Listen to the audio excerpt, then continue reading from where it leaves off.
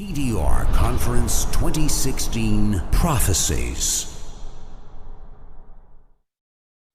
The reality is, my brothers and sisters, I know today there is a huge debate about music. I want to mention again, we spoke about logic a little bit earlier. We know from a religious perspective, the ruling. Let's speak about from a logical perspective. Wallahi, now I have done my own little research with non-Muslims. And I have asked religious non-Muslims, I'm talking of Christians and Jews and Hindus, etc., naming top pop stars from the music industry. Would you allow your children to listen to this person? Never. Would you allow them this? Never. Would you allow them that? Never. Why? It's dirty, it's immoral, it's filthy, it's degrading, and it's unacceptable. Not in my home. But you're a Christian, I know, not allowed. But you're a Jew, not allowed in my home. But you're a Hindu, never, not with my children. Why? Because the industry is dirty, that's what it is. So people argue, no, there is maybe perhaps, I do agree. Perhaps the duf is permissible within certain limits, Perhaps if you are singing an Islamic song with beautiful meanings, perhaps within limits, there is a certain permissibility. But here I'm speaking of the musical instruments and the music industry, whereby people start shaking. I don't even know what. It comes naturally. They say it's natural. It's not natural. It's shaitan's way of controlling you.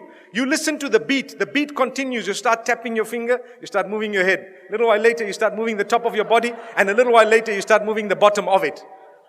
May Allah subhanahu wa ta'ala forgive us. And the words have become so dirty, my brothers and sisters, that it is a sign of the hour. And people say, nothing wrong. My brother, you have a beard that reaches the ground and you're still bopping. Astaghfirullah. May Allah forgive you and forgive all of us. You cannot do that. We need to be careful.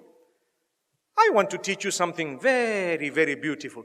Why don't you replace that with the Quran? Melodious recitation. Listen to Ra'ad al-Kurdi. Listen to anyone else that you would perhaps like, Sa'ad al-Ghamidi. Beautiful recitals of your choice. Abdul Basit, Abdul Samad, whoever else you like. There will be so many people. Replace it. It's beautiful. It's soothing.